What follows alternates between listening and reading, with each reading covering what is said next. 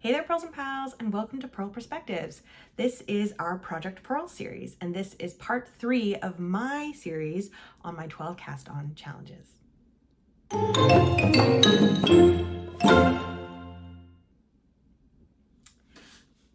All right, pals, if this is your first time tuning in to a Project Purl videos, one of our Project Purl videos, this is a series of videos where Annie, Karen, and myself are taking a bit of a deeper dive into some of the projects that we're working on. Just a bit more in-depth look at some of the projects that we have where maybe it's just a bit too much for us to talk about when we're sitting on the couch live streaming on one of our regular nitty and chatty videos, our weekly live streams.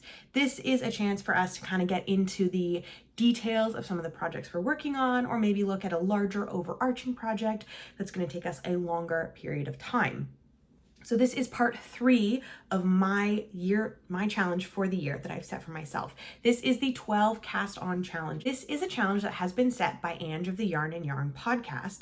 She's based in Wales, and she set this challenge a few years ago, and she's followed it ever since. And I decided to jump on the bandwagon this year, where you decide to take the month of January, basically from December 24th to January 31st, and you set yourself up with 12 cast-ons or 12 starts of could be any project, really doesn't need to be knitting related, but 12 new projects to set you up for the coming weeks, months, and days, years worth of making, really. They can be anything. They can be knitting, they can be sewing, they can be spinning, they can be any kind of crafting, fiber craft related.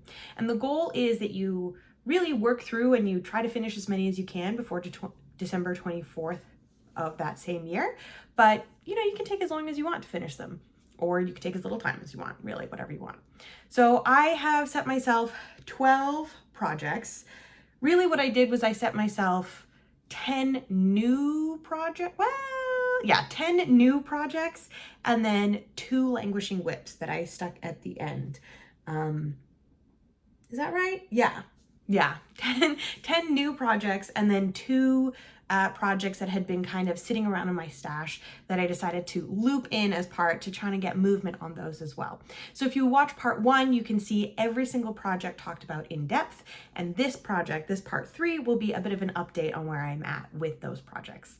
So as a bit of a refresher for the ones that I've completed, I'm not going to show them again completed. At the very end of the video, there will be a slideshow with images of the completed ones. So the ones that have been completed, I have finished the first of my Ribka pouches, and as you'll see in a minute, I have actually finished the second of my Ribka pouches as well. I have also finished the Lesk tee that I made for my mom. That is done. Woo! And I have some more finishes to share with you today. So why don't we start with those? I'll reach across over here. So this one probably shouldn't surprise you. From my April video, I was very close to being done. It's my second Ribka pouch. It's really cute. I love it. This is such a great pattern to make, honestly. These little baggies. I don't know what I'm going to do with this one. I might just keep it for myself, honestly. They're super cute. I knit this one in the round. I kind of, what's the word I'm going to say? I altered the pattern a little bit to knit it in the round instead of doing them in 2 individual pieces and then seaming them together.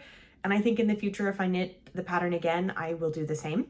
Just knit it in the round. It really wasn't that much more finicky. It was only right around the very bottom of the tail that it got to be a bit tight and awkward, but was very few rows that it was uncomfortable. So happy to do that again in the future. I'm not going to make a third one. I've decided to adjust my challenge for the Ribka pouch so that instead of making 3, I'm just going to make 2, because I did actually offer my D&D knitting group this pouch, and then if anybody else wanted one, but nobody really kind of, stuck up their hand and said, like, me, please. So instead of just making more and then having them sit, I'm just going to be content with the 2 that I made. I still use my yellow one from my dice, and I love it. So I'm just going to have this one in reserve in case I meet somebody who indicates that they would like one then, or if you viewers out there would like this beautiful blue little pouch, let me know and I'd be happy to send it along. So that is officially checked off the Ribka pouch from my list of 12 cast on challenges. That is the Lesk tee and the Ribka pouch. That is 2 out of 12 officially done, struck off the list. I'm very excited about that fact. That feels good. That feels like a good amount of progress, especially given that I was injured a little bit earlier this year and really had to slow down my knitting. That being said, I do have another finish that I am so freaking happy about. I don't know if I can properly articulate how excited I am about this one. I rewatched my April video before sitting down to record this, and it is hilarious to me how I had all these grand plans and I was like, oh, I'm gonna work on this project, I'm gonna finish this one, and I'm gonna do this, and I'm gonna do that, and then this one will be my priority. And sitting here now and staring at the table, I'm like, I said I was gonna go this way and I went entirely in this direction instead. So that being said, I finished my Daft Day shawl. Yay! Oh, I love it so much. Last time we were here, I was at this dark brown stripe there. So actually, where is it? I put a marker in after I filmed the last video so that I could show you just how much I had left to go. So there's the marker there, and I finished all the rest of the stripes and the ribbing edge, and then I did an I-cord bind off. The I-cord wasn't in the pattern. I just really like the look of an I-cord edge, so I did that. Oh, man, I haven't blocked it yet, and I haven't woven in the ends yet, and I'm not in any rush to do so because it is July and we're in a heat dome, so it's not like I'm going to be wearing this anytime soon. But this is going to be, I think, a really lovely, it will grow a little bit when I block it, but not an obscene amount. So I think it'll be a really lovely fall shawl, because it's not going to be super big and like all sorts of coverage in the winter. Like, I don't think it's going to be enough in the winter. I have much larger shawls that I like to wear under my coat in the winter, but I think in the fall and in the spring, it'll be a great layer. And I just have to say, hello Stella Fibers. This is such a beautiful color palette. This is such a beautiful base. This is the 2023. Yeah, the 2023 countdown calendar that she put on that was inspired by the 2005 Pride and Prejudice movie. And I was sitting on this yarn for so long because that's one of my favorite movies. And I knew that this yarn needed to be a special pattern.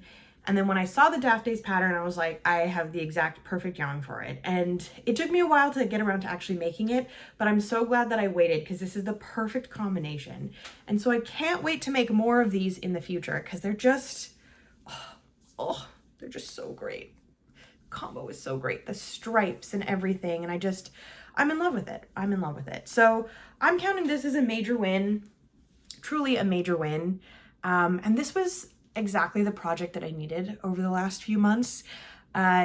Stuff has been honestly just like personal life, professional life, stuff has been stressful. If you have been, or if you are in Canada and you have been following along with what's been happening with the federal government and like cuts and just like the state of affairs right now, it is stressful to be a public servant. And I just needed something that I could just switch my brain off and work on. And this is a very simple pattern repeat. And it was just the perfect project to just sit and zone out and work on that didn't require a lot of thinking. And as it grew, it was just very, what's what I'm looking for? It was very satisfying to watch this project grow. And then with every successful mini that I added in, just to be like, I know I can see the progress that I'm making because I'm adding another color and it's growing, and I'm getting closer to the end. And honestly, I can't recommend this pattern enough. I love it. I'm excited to make more in the future, maybe with a fade. Oh, that could be fun. So there you go. That is my third completed thing out of 12 for this 12 cast on challenge.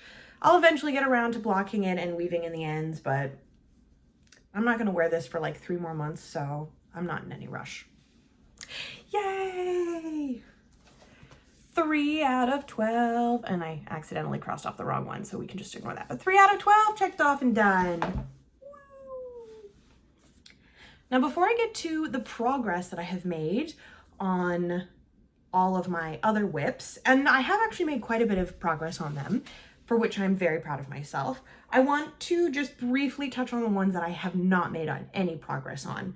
I mentioned last time that I was kind of feeling overwhelmed by the volume of whips that I had, and I didn't want to be cycling through all of them at the same time, because it was getting to the point where, like, I was looking at, I have a bar cart in my living room that's covered in project bags of various projects, because, as I said, these are all of my whips. These are all of my projects right now, and it's a lot of things. So instead of trying to work through all of them and just pick them up here and there, I've got like 3 or 4 that I just kind of cycle through until I finish something, and then I add something in. I mentioned this in our last live stream, I believe. So some of these haven't been worked on, and that's okay. That's going to continue to happen right through till the end of the year, right through till the end of the challenge, truly. So one of the things that I have not worked on is my Defania sweater.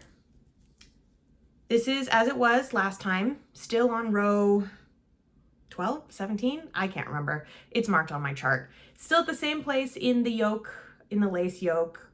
This probably won't be touched for a little while. That's okay, not in any rush. It's gonna be a long sleeve wool sweater, so it's not like I'm gonna be wearing it during the summer anyway. I'll pick it up when I feel like picking it up, or when I finish something else, or when I get tired of something else. Something else I haven't worked on, haven't picked up, is my spinning. This is the rest of this section, and then I have more of the bat to go. But I am happy to report that it is Tour de Fleece coming up in July. Now, Tour de Fleece is a challenge that runs every year concurrent with the Tour de France, which is a huge, probably one of the biggest, if not the biggest, most important cycling competitions that takes place in Europe every year.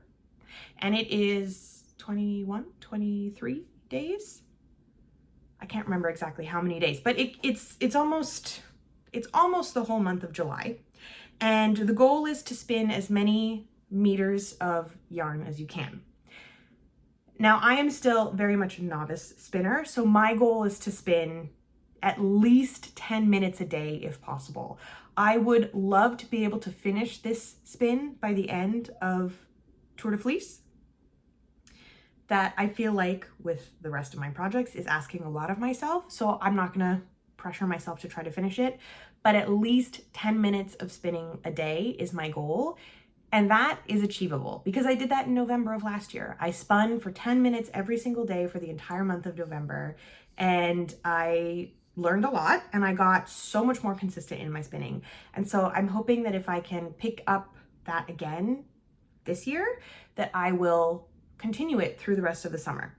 So Tour de Fleece, we will see some progress on the spinning by the time we return in August, ideally. August, at the end of August, you should see me again. Well, you should see another project Purls from me again. Although, okay, hold on, we'll come back to that in a second. Another project I haven't touched at all is my Stria cardigan. I'm not even gonna take it out of the bag. It is still here, same place as it was last time. I haven't even sat down to chart out the increases and everything, as I said before. After I filmed in April, I took the bag, put everything back in the bag, put the bag back on the bar cart, and I haven't even touched the project bag. It just went right back in its place, and it has not been touched at all. So there you go. That's that. That's all it is. Same thing with my crate of charity knits. That also has not been touched. That's okay. That is a-okay. Again, with the whip overwhelm, starting a whole bunch of small projects felt like it was adding to the volume of whips, and that was a lot. So once I get a few more of these done, I think I am much more likely to pick up this charity bucket and to cast on the mittens, the socks, the hats, and work through those projects. And I think as well, as we creep into the summer and the weather gets warmer, having small projects at my disposal will be a little bit more, it'll be something that I'm more likely to reach for, just because the thought of reaching for like a full body sweater carrying this around will be so hot as opposed to just like a single mitten. That I'm more likely to carry around and work on in the summer heat. Cause yeah, it's a heat dome. Earlier this week on Canada Day, we had a real field temperature of 46 degrees Celsius before the thunderstorm broke. So yeah, the thought of carrying around a full sweater over the summer to work on is a lot. So smaller projects for sure. So the likelihood of me picking up the charity knitting over the summer is much higher, and the need for charity knitting rises in the colder months as well. So as we head into the fall, I'll be picking that up, I think, a lot more then. So yes, those are the 4 projects that I haven't picked up on. I finished 2, but I have 1, 2, 3, 4, 5 projects that I have made some progress on, which I'm very excited about. Okay, so this one has had just a little bit of progress, not too much. Did I put a marker in for my progress? I did not. I should probably do that, huh? Here. Let me just move this marker here. I don't know why this is on here. I'm gonna move this marker here now, and I'm gonna mark my progress now so that I'm ready for next time. Yeah, there we go. Ooh, that ball of yarn isn't there. All right. As I said, this is a project that I take with me if I am going to be just in need of something small and stockinette. So I was out of town for my sister's bachelorette a couple of weeks ago, and I took this with me because when we were on the train, when we were out and about, this was just easy because I didn't need to think about it. So I brought this with me. So I put in maybe like an inch or 2 on this hat since the last time you saw it, which isn't a lot of progress, but it is something. So, you know, we'll see. I've moved the marker down now. It's on this side. I've moved the marker down now. Hopefully next time you see it, there will actually be more progress, but that's okay. Something is better than nothing. Another project that has had just a little tiny bit of progress, but again, something is better than nothing, are my branches socks. I picked these up last night for the first time in ages. A little bit because I was like, oh my God, I'm gonna be filming tomorrow and I need to show something. And mostly because I knew if I didn't pick them up and do something, then I would just keep putting them off again and again and again. I just haven't had the brain space for lace knitting, but I knew if I started, then I'd be over that biggest hump, you know? Do you ever get that? Do you ever get that? I know it's partially second sock syndrome, and I know it's partially just like the mental block. It's that mental first hurdle, but I just needed to like start the lace chart. And then once I put in a few rows, then I would have no issues. But it was just the starting of it that was like the So the last time I showed these, this is the second sock, I was like 10 stitches into the second row. Now I'm on row 12 of the chart. I did those 12 rows last night. 10 rows, 12 rows, whatever. I did all of this last night, which is great. So again, not a lot of progress, but now that I've put in that work, I can see myself picking this up tonight and putting in another 10 rows, and then another 10 rows tomorrow, and then another 10 rows the night after that, until I'm through to the end of the lace chart. And then once I'm through to the end of the lace chart, then the heel, the foot, flying. Because as you may recall, here's the first one, I only did the lace on the leg. So this will just be so fast once I get past it. So a little teeny tiny progress, but something. I'm just glad I picked it up again. And now that I've picked it up and I've got it established, I'm like, oh, actually that's not so bad. So yeah, I'm hoping that every time I pick this up, I can put in at least like 4 or 5 rows minimum, you know, like because each lace chart is oh my God, this pattern, I kind of wish I had like read through the whole pattern before I started instead of just going, ooh, it's pretty, and started it. Because the cuff is 2 charts. One is 4 rows, one is 16 rows. And so you have to like, you know, do that side by side. And then you finish the cuff, and then you move into the leg. And the leg chart, there's the 4 row chart interspersed with I think it's like a 24 row chart or something like that. and you have to do them side by side, but it's also that four row one is stacking at a different rate to this one, and it's just like you got to be using your noodle for math as well as for lace, and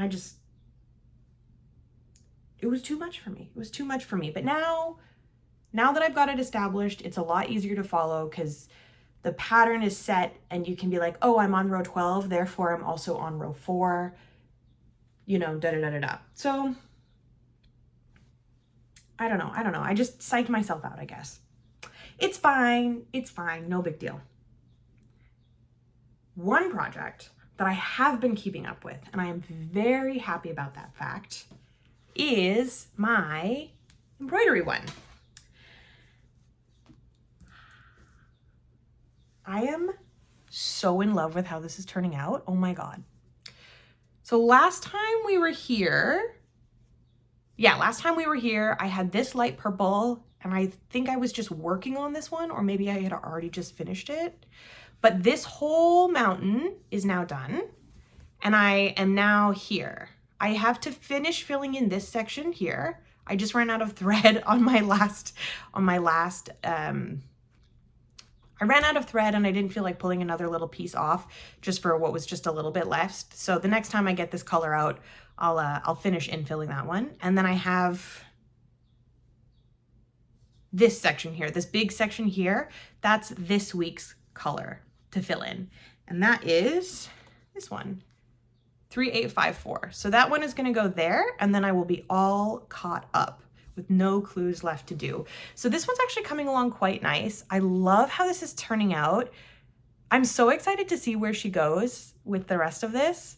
I'm incredibly nervous about this big water infill. I have no idea when she's going to assign us this. I hope it falls over a holiday weekend or something. I don't know. This is going to take forever, but that's fine. It'll be, you know, if I don't finish it by December 31st, then that's okay. If it takes me into January next year, that's fine. But I'm loving it. I can't wait. I can't wait to have all of the sections revealed by the end of the year. As a reminder, this is a mystery stitch along, and we get one section revealed every single Thursday for the entire year. So I have no idea what this section is going to look like, what colors are going to be here. This will get filled in very slowly as it goes, as we go week by week. And now that we're officially in week 27 of the year, we're officially past the halfway mark. So, yay! But all of these sections are much bigger than up here, so this will take a lot longer to fill in. So I anticipate falling behind in the future, but you know what? That's fine. That's fine. That's no big deal. That's no big deal. It'll be what it'll be. That one's really fun though. And I've definitely seen that my satin stitch skills have gotten better. I don't have to fiddle so much with my needle placement. I can just, it's much more intuitive to be like, this goes here, this is here, this is the right tension, etc., etc. So I'm feeling a lot more confident with my skills, and I've been perusing her website for her other patterns, and once this one is done, I don't want to commit to anything else while I have this one going on. But when this one is done, I think I might purchase some of her other patterns to make, not as like a year-long mystery stitch along, but just to like as a one-off pattern to make. I think that would be really fun. She did release, she did send out to all of her newsletter subscribers, for those of us based in Canada, she released her 3 Lions pattern, which is mountains just outside of Vancouver. She released that pattern for free on Canada Day to all Canadian subscribers. So I did get that one, and I think that would be really beautiful to stitch in. She has it designed all in blues, and it looks so gorgeous. So I think I will do that one. And then she has a couple more Canadian landscapes. So I might purchase a couple of those patterns as well. And that could be a really nice project to work on in the future. Okay, now the projects that have had the most work on them since we've last been here. You could probably guess what they are. They are my Tencel Tolsta dress and the jelly roll. In all honesty, the jelly roll has had the most work on it because that is a project that has been, well, I mean, it's stockinette, right? It's just stockinette, and it has been the one that has been the most soothing mentally. So over the last 2 months, while everything has been so crazy, you know, personally, professionally, etc., that one has been so soothing to pick up and just work on because it has required basically no thinking. And I just like dip my hand in the bucket of scraps that I had pre-selected, just pull it out, pick one out, and just keep working on it. Boom, Bob's your uncle. And then for the projects that I did finish, every leftover bit of yarn just gets tossed right into the bucket, and then boom, pulls out, gets added to the blanket. I have finished a couple of projects outside of the 12 challenges. I did knit some baby gifts for a friend who is expecting, and now I'm working on some baby gifts for a coworker who is also expecting. So there has been some other external knitting that I think I have also shown on the podcast as well, on the main feed. Anyway, some of that yarn will be featured in the jelly roll. So why don't we just start there? She's getting chonky. We're on a 3rd row. I am obsessed with how this is turning out. I cannot get over it. Okay, so I did remember to put a marker in where I was before. So the marker is, actually, can I just do this way? Maybe this is the best way to do it. This is pretty soon going to be too big to show here, I think. So the marker is right here on this blue one. That's where I was last time. Okay, so this is the top of it. You can see I'm like almost at the top of the 3rd strip.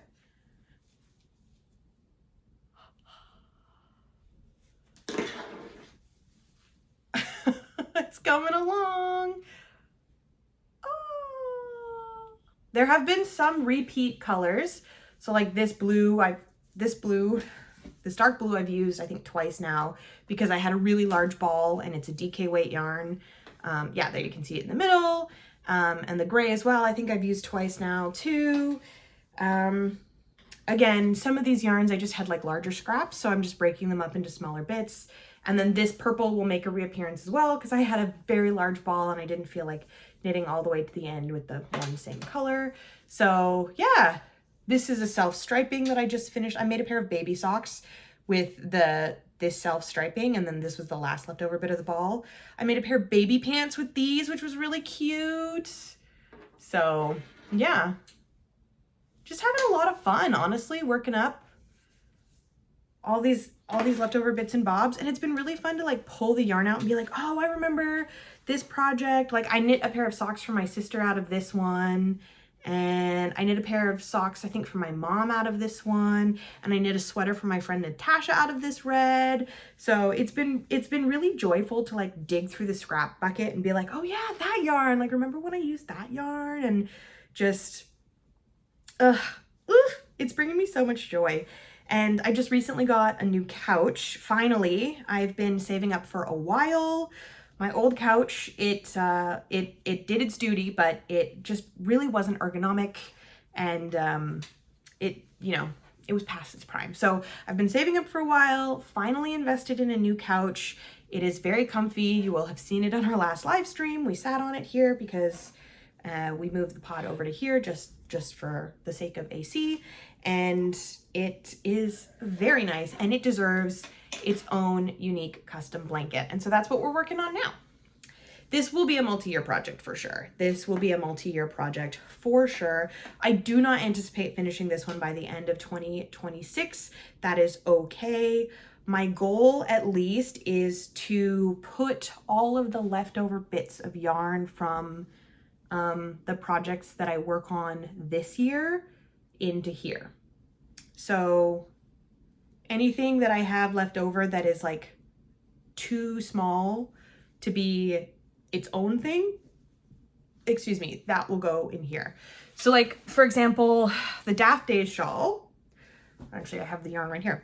The Daft Days shawl, I still have so much yarn left over that I have to weigh it all out, but I'm gonna my plan is to knit the, what's it called? The Chapters shawl by Lily Kate France. And I think I have enough yarn left over here to do it. So if that's the case, I'm gonna use this, and then whatever's left over from that, all those tiny nuggets, that'll then go in there. If not, I can still use this to make this. There's more than enough yarn left over from this project to knit another full project, be it another shawl, be it the color work in a sweater or something. And then those leftover nuggets will go into here. So essentially, if I have like less than 20 to 30 grams of something left over, then I could consider putting it in here. If it's sock yarn, I am kind of leaning more toward keeping it to use in a sock project before putting it into the blanket, just because I do knit a lot of socks. But for anything that's like 100% wool or 100% BFL or anything that's like maybe not necessarily sock first yarn, that is still wool, of course. Like, we're not putting any acrylic, we're not putting any plant-based yarn in this blanket. This is gonna be a wool blanket. Yeah. Does that make sense? Yeah, the sock scrap basket is staying pretty much intact. I love knitting scrappy socks, so we're trying to do that. Small nuggets of sock yarn, they can go into the basket. But for the most part, this is gonna be a wool first blanket. And I am being a little bit, I don't know if this is being chaotic or if this is being a little over the top, but I am logging all of the yarn that's going into this blanket is being logged on my project page in Ravelry. That, oh my God, that project page is gonna be so long by the end of it. But I think it'll be cool. I think it'll be cool to be able to track like just how many grams went in, just how many yards, like how many different kinds of yarn are in there. I think that'll be cool. We'll see. But again, I'm not anticipating that that one will be done this year, so. All right, my final project to be shared with you today. This is one that I've put in quite a few hours over the last couple of weeks. I finished the Daft Days shawl, I wanna say like maybe 10 days ago, something thereabout. I finished it like mid to late June.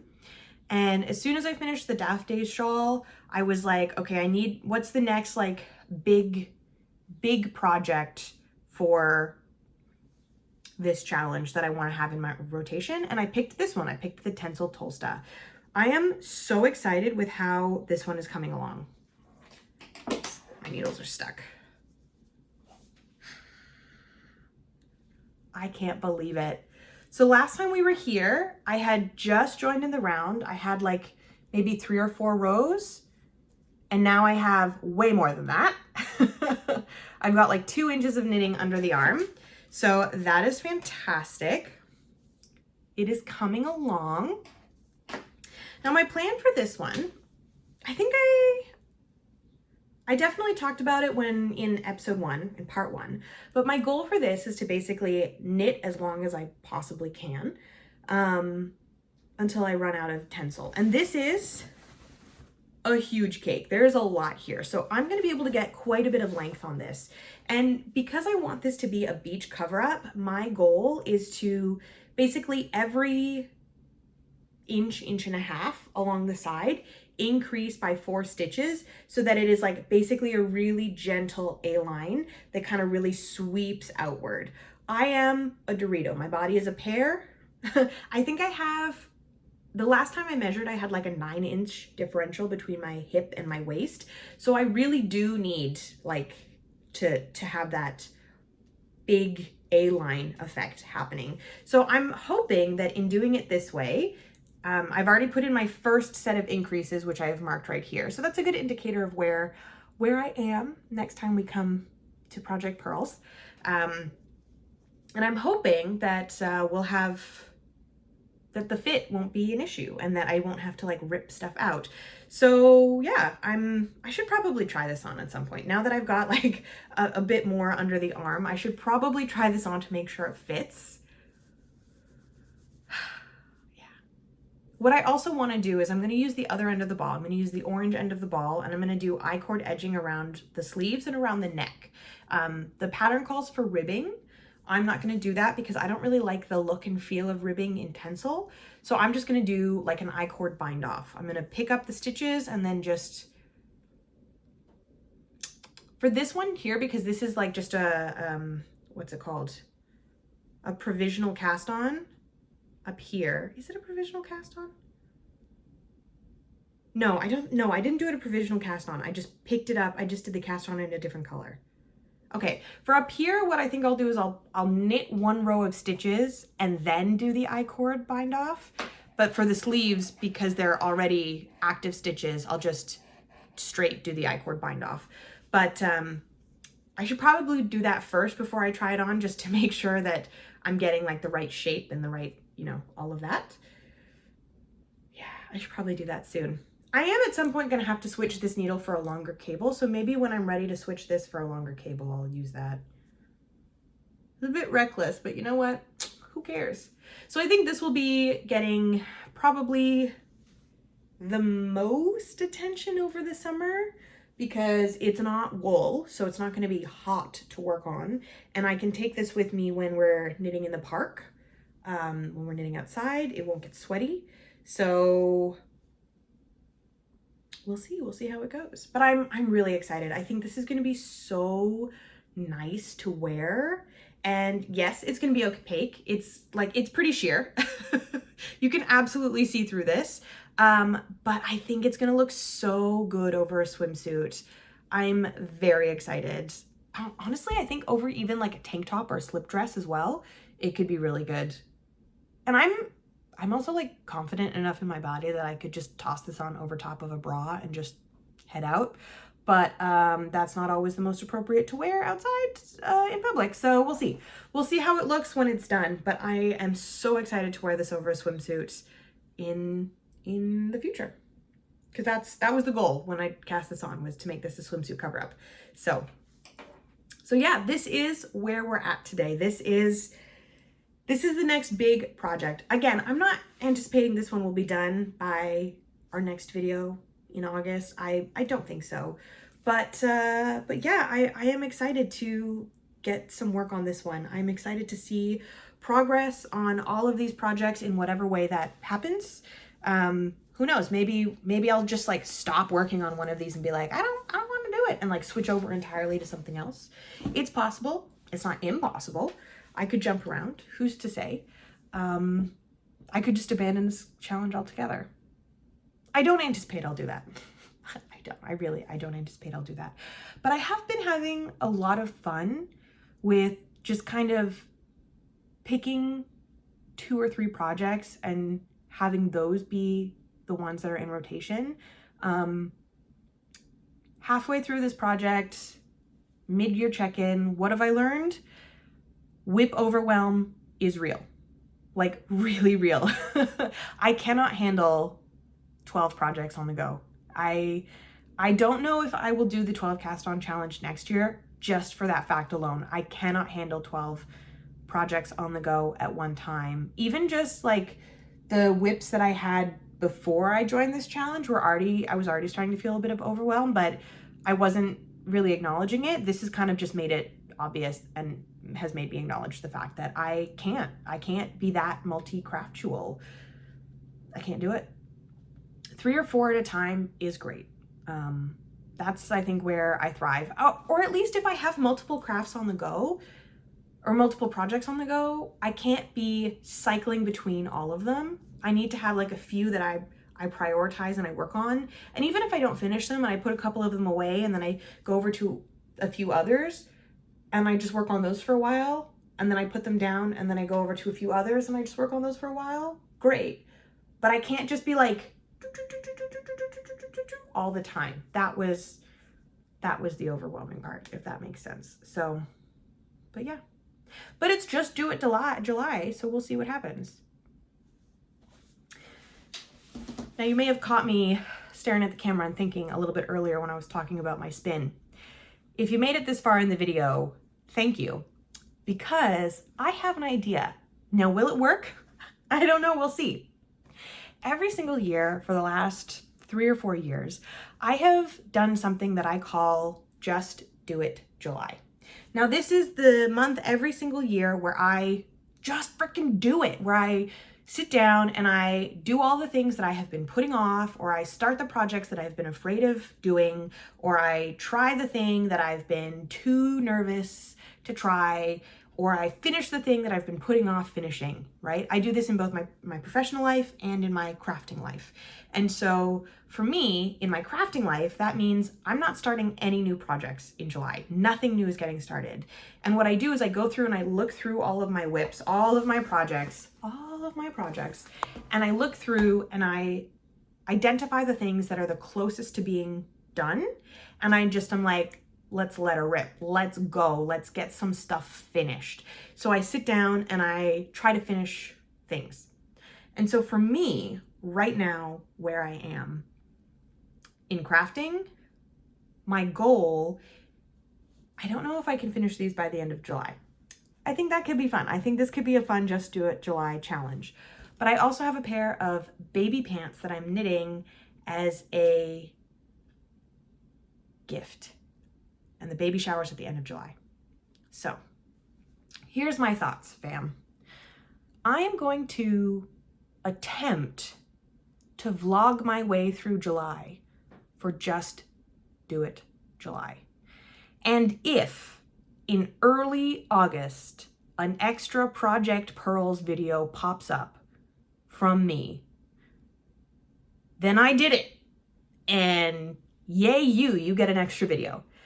But if an extra video doesn't pop up at the beginning of August, well, that's okay too. I'm a human who is not perfect, but who tries. So we'll see. We'll see if I'm able to hold myself to this challenge of vlogging through Just Do It July. Who knows? And we'll see what I can finish during Just Do It July. I really want to have at least one thing from my 12 cast ons be part of that. I know the spinning will definitely be a part of that challenge because Tour de Fleece is in July, so that'll definitely be part of that challenge. Obviously, I'm not anticipating finishing all of the wool, but a good progress is good progress. But yeah, we'll see. I don't know. We'll see what happens. Who's to say?